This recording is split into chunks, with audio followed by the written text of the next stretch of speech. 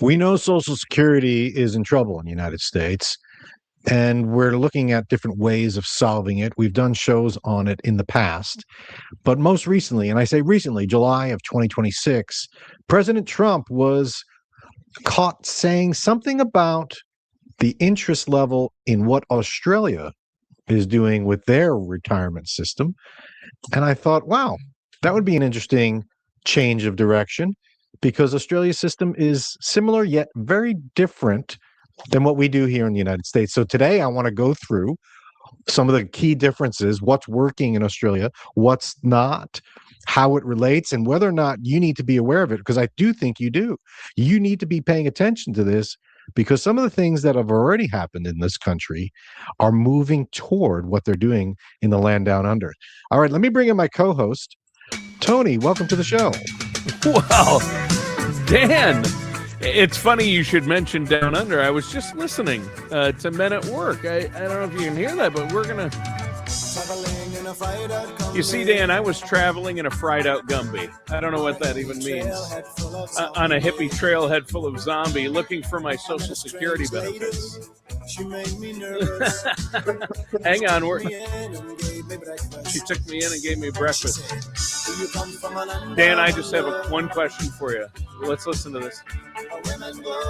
Do you come from a land down under where women glow and men plunder? I don't know if they're talking about plundering and thunder in down under. Do we really want their Social Security system? Fun fact, Tony. I actually studied abroad in Sydney at University of New South Wales. So I learned a few of those lyrics. I think they say the word "where men chunder," which means chunder. To throw up. Oh, yes, I got it. Where men chunder. That's right. And I look like I haven't shaved in a while. I look like I got a little. I used to think I had a little Vegemite colored beard, but it's all gray mostly. So. Yeah, you grew a beard. For our viewers, Dan has a beard now, and I offered before the show. I'm like, Dan, if your razor broke and you're too cheap to buy another one, you're always saying to people, you need permission to spend. Dan, I'm giving you permission to get a new razor at this point. All right, I cut through the nonsense with that razor, Tony. Let's get right to it. So, Australia. Yeah, they have something called the superannuation or super model. And Trump was recently quoted. Let me see if I could find it. He said multiple times in July, I'm very seriously looking at Australia's superannuation system, calling it a good plan that worked out very well. And he was going to make it sharper. That's the quote. Even better or sharper. So who knows what that means? But I do believe that there is something to be said about what they're doing in Australia. I just don't know if it applies. Okay. So I don't go through it because I don't know if the listeners probably don't know a lot about it. I don't know a lot about this. Yeah. So I'm going to do like a little head-to-head comparison just to kind of give viewers what we might be facing in the near term as a replacement or an adjustment to our Social Security system. Because why not? Why not? It's right. What we've been doing doesn't seem to be sustainable as it is. So, there's a Mercer Global Pension Index. It's some body that measures who's doing it right and wrong. Australia's got a B plus, strong on sustainability, and United States has got a C plus because it's not very sustainable as we're seeing 2032. We're going to be in a shortfall, right? Yeah. We are at a deficit, meaning we're bringing in less money than we're paying out in Social Security. Australia's got a $4+ trillion super fund of assets, money that is actually there. So how does it work? Like, what are they doing? Yeah. That's what I want, right? It's not that simple, okay? Australia's got a 3-tier system. There are 3 pillars, right? So the first pillar is a mandatory super contribution from the employer. That's one. Then they have a voluntary extra contributions. And then behind that, they have a means-tested pension for a safety net, like we have disability. Or SSI, I should say. So putting it in real numbers here, In Australia, when you work and have wages, your employer has to contribute 12% Wow. on top of whatever they're paying you. They have to take 12% and put it in your personal super account. That is your account. It's tied to you. It's a actual dollar amount that you have access to and can completely drain in the future. So unlike what we have the 12% payroll tax, half of which is the employer and half of which is you, listener or worker. That doesn't go to you. That goes to pay the people that are currently collecting Social Security. So those taxes come out of your paycheck and go to pay the people that are currently on Social Security retired. Whereas in Australia, that 12% from the employer goes right into an account with your name on it. Did you know that, Tony? No. No. I have a feeling you don't like it now. No. I have a feeling you like the idea of Australia, like, oh, let's do what they do. But then when you find out they have this private pension per person, you're like, wait, I don't like that anymore. No. I think it's so far I'm with it. I mean, yeah. Okay. So you own it. You own in Australia, you own your super from day one, and it follows you when you move jobs. And it's mandatory across the entire country, wherever you work, the employer is putting in 12%. So if you move to a different job, you still have that same amount that's there. And you can also add to it on your own. They call that salary sacrifice. How good is that? That's They great. call it a salary sacrifice. I like that. It's just direct. They're not going Right. to sugarcoat it. Right. Salary sacrifice. Oh, here's a little tax nerd thing that I found very interesting. If you put in pre-tax money into or salary sacrifice into your super fund, that's taxed at 15%. Whereas in the US, it's taxed at ordinary income tax rate. And then you can also put in after-tax dollars into your fund. And when you take the money out, you don't pay tax on it, generally speaking. So I found that quite interesting. Yeah. Well, I mean, so far it sounds great. I mean, I don't know how applicable it is for here. I think everything sounds great to me personally. I think I would like it better than our system from what you're saying. However, the initial thing where companies have to contribute 12%, Yes. are they just going to Yes. lower if they're just going to lower your salary by that amount to pay for that? How is the company going to pay for that? I mean, America is tied, our whole economy is tied to corporations and spending. And I mean, you know, corporate profits drive the stock market. So, or corporate earnings, I should say. So that's my only, I think it would be a tough sell to the lobbyists and to all his buddies like Elon and all those folks who, you know, own big companies, the Google machines and the Metas and the Gates. Oh, there'll be a huge resistance from the corporate America saying, right. I'm not putting in 12%. I mean, but let's think about this though. They're currently putting in 6.2 right for taxation for it. So it's basically doubling the tax that the employer pays. But that Social Security program wouldn't have any funding. If you say, let's do an additional 12%, what it really is, Tony, it's a 401k. It's a mandatory 401k with a 12% employer contribution. Imagine that. Imagine where your 401k was 12%, your whatever your salary is, mandatory that your employer put 12% of your salary into your own 401k. Yeah, but it's a little different because it's also working like Social Security or a pension, like an annuity, where it pays out a monthly stipend when you at some point, right? So in other words, or is it just like a 401k where we'd have the same problem we do here, where we went from pensions to 401ks where the individual's responsible. And so when they retire, they've got a lump sum and they have no idea how long that will last or how to turn it. And that's why Dan Wendell and every other financial advisor out there has a job, because we don't know how to turn a lump sum into guaranteed income, right? Hey, mate, you're assuming that those Aussies don't know how to handle this. You're but you're right. No, it's not a guarantee. You can have it become an income stream, but it's not. You could take when you retire in Australia, you could take your super as a lump sum. Yeah. Sure. So this is where it gets interesting. The other part is that this lump sum, this super pension, the superannuation is actually invested in the Australian market and the US international markets. Wow. So they see what they have in there and it's invested. So it's growing. Like everyone talks about, let's privatize Social Security. This is what Australia's done.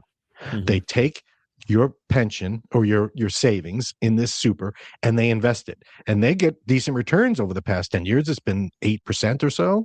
Mm-hmm. So you see these amounts going up and it's tied to your name.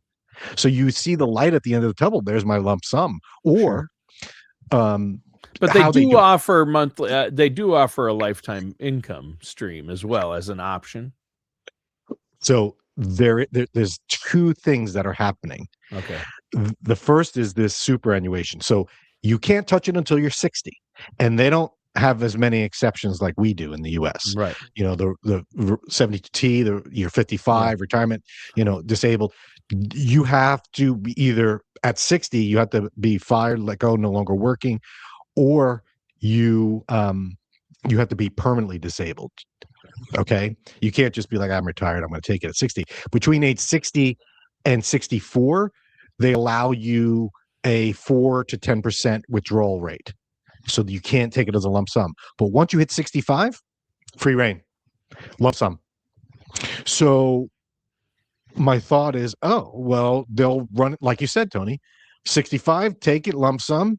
I'll take my total pension, whatever I have in the super, and I'll run and be done. Mm-hmm. And then I'll be destitute, right? No. What happens is there is a separate program like our Social Security that guarantees a baseline income for all residents. And that is in addition to the super. So they have both. So you can get the super lump sum and take it as a lump sum. And then there is another backup system where they're guaranteed a lifetime income? Yes. Yes.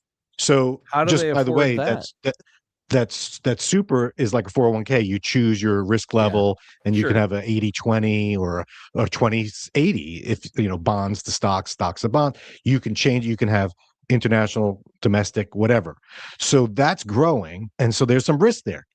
You know, as we know, you can actually have a lost decade like we did. I'm sure the people in Australia right now are saying, man, the international markets, meaning US, are so high. Maybe we should be toning it down because I'm going to retire soon. I don't want to lose everything. But let's say they do.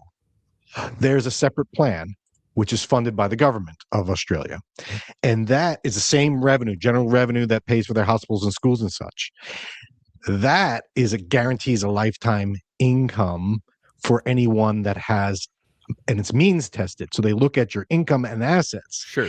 And for instance, a single homeowner, you get that full pension if your overall assets are under $333,000. And then it scales down. Once you get part of your pension, they call it a pension, like Social Security, as long as you have less than $733,000 in assets.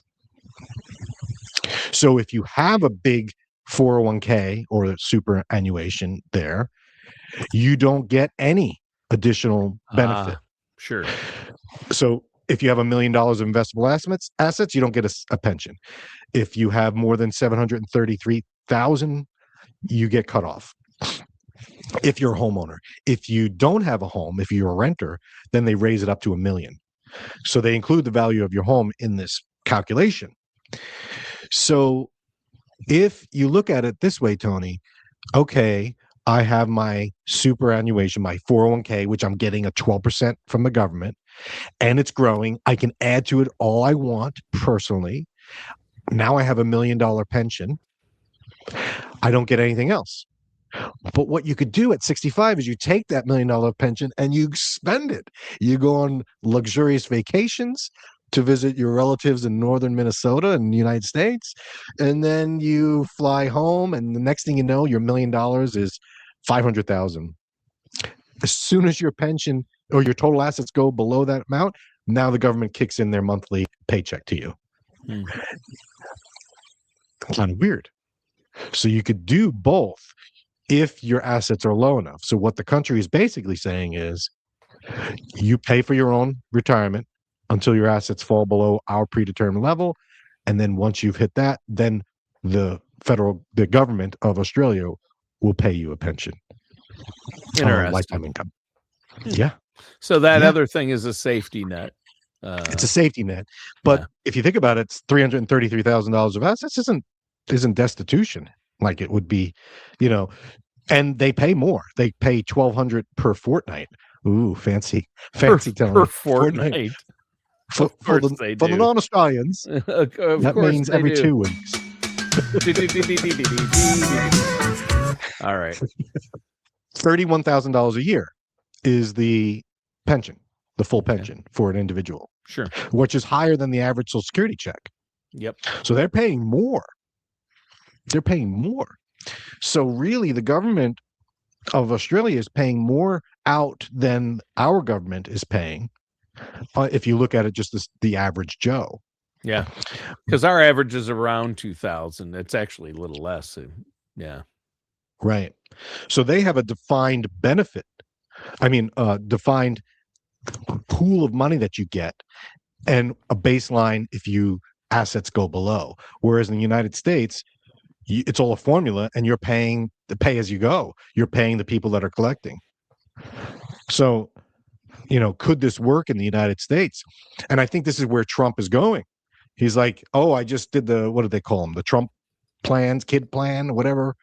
Any child can get $1,000. They can put in up to $5,000 a year into. We'll do a show on that. But if you were born in the United States in 2026 or 5, you get $1,000 extra. That's going to be like an IRA for kids. I think he's looking to do that to replace Social Security, or kind of combine it just like Australia does. Sure.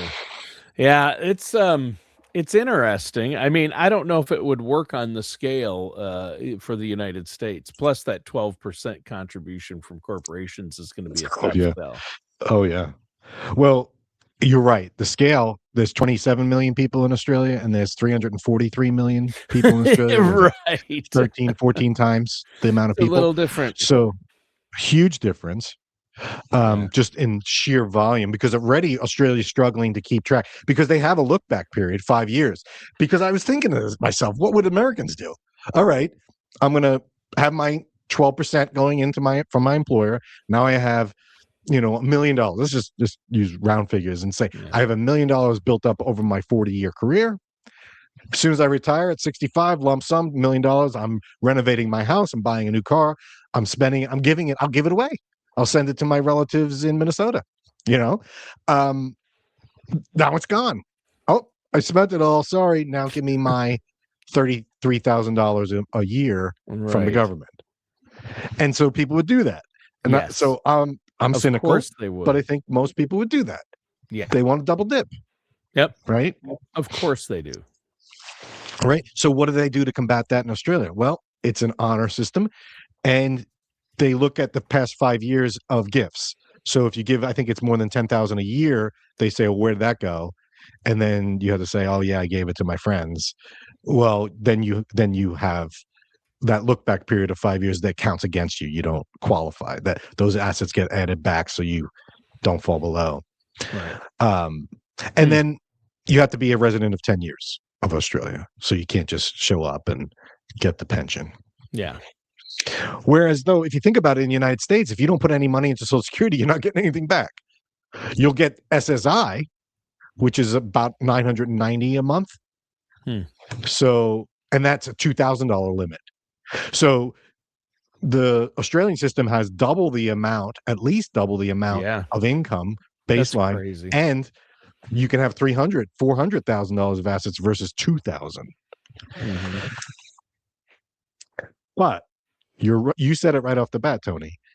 there's a huge shift between Social Security, which people love. They got it guaranteed from the U.S. government. It's got a guaranteed cost of living adjustment, and it's guaranteed for life, and it covers your spouse if you die, right? So there's some guarantees here that our government is giving, whereas in Australia, that superannuation, man, you're at risk. So your portfolio can tank if investments don't work out. And who do you blame for that? You can't ask for more from the government if you invested and it goes down. And they even have some private investments. They have investments in bridges and public works projects. So those can go under, right? So there's a huge shift to the risk to the individual versus the government protecting us. And I think that that's acceptable in Australia, whereas culturally, we would rather not like a government mandating 12%. Each individualism, we'll do it ourselves, which is why we have the 401k, which most people don't even take part in. The government, the employer might match 4%, but most people don't even do that. So I don't know. I'm not sure I'm not sure if we're going to take anything from Australia or not. I think we will. I think this is going to be the new future. There's going to be some balance. I do think our country is going to move toward more of a savings tied to an individual versus a pool of money that is shared, like Social Security is now. I can see that happening. I mean, the problem is you're not going to get. It's not going to be. By the time, if this thing were able to pass, or they do make these, a radical shift, the 12% coming from the companies, probably that's lower. There's some things that wouldn't be the same. But do I think our government would shift rather from the government being responsible for Social Security to putting more of the onus on individuals? Of course. And they've wanted to privatize it. I think there's a lot of argument to privatize a form of Social Security. I just don't know if the general public will get behind it or not. Probably, if it fixes it. Yeah, I mean, already we have Medicare, Social Security, unemployment, workers' comp. These are all taxes that the employer is responsible for. You add in this on top, it's going to increase labor costs tremendously. So everything's going to cost more, or more likely, they'll just lower the wages, like you said at the beginning. Oh, we have to contribute 10% of your salary into some 401k. Well, okay, fine, I'll do that. But instead of paying you $100,000 a year, I'm going to pay you 90. And because the government's forcing me to put 10% in, that's just what's going to do. It's going to hurt small businesses. So, self-employed. Now, if you're self-employed in Australia, you're not required to do the 12%. So I don't know how that works. But and that it's going to be toxic. Trump's talking about it now. Everything he says is toxic already for half the country. I don't think this is going to be well liked by anybody. Not many people. I like the idea because I think the way Social Security system is designed now, it's not sustainable based on just demographic shifts. But this transition period, oh boy, man. And transitioning from a means to a means tested payout, you think about all the people like you, Tony, you've put into Social Security your whole life. All of a sudden they're going to say, no, you're not going to get any. You're not going to get any because you have too much money. Yeah. Bottom line for the viewers, listeners, you have this option. You have what Australia has already. It's called the 401k or an IRA. Work it. Build your own little pension that you control. Don't rely on the government and Social Security. I always say this. Social Security is not going to be the be-all, end-all. Use it. Maximize it. We do that all the time.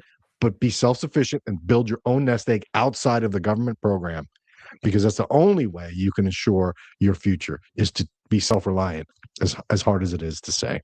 Yeah. Here it is, Tony. Wow. So what do you think? I think it's interesting. We're going to be speaking Australian English soon. Put another shrimp on the Barbie. Do I have to say that? I mean, Isn't that from Crocodile Dundee? That's not Yeah. a pension. This is a pension. yeah. And that's We the have problem. pension envy. Americans, their view of Australia is Crocodile Dundee, and I don't know how accurate that is. Well, hey, Dan, fascinating. They've got to try something. I loved hearing about this. I mean, it is interesting to hear what other people do, and if we can incorporate the good from other systems and improve ours, why not? Right? Why not? Yep. So we'll see. I have a prediction, Tony, that in the next 2 years, you're going to hear a lot more down under discussions. Or, and I'll tell you what, if we don't, here's a bet, Tony. If we don't have a lot of down under discussions, I will personally pay for you to go see the Thunder Down Under in Las Vegas. How's that? Yeah. There you go. The Thunder Down Under in Las Vegas. Have a good week, everyone. Oh. Thanks for a great show, Tony.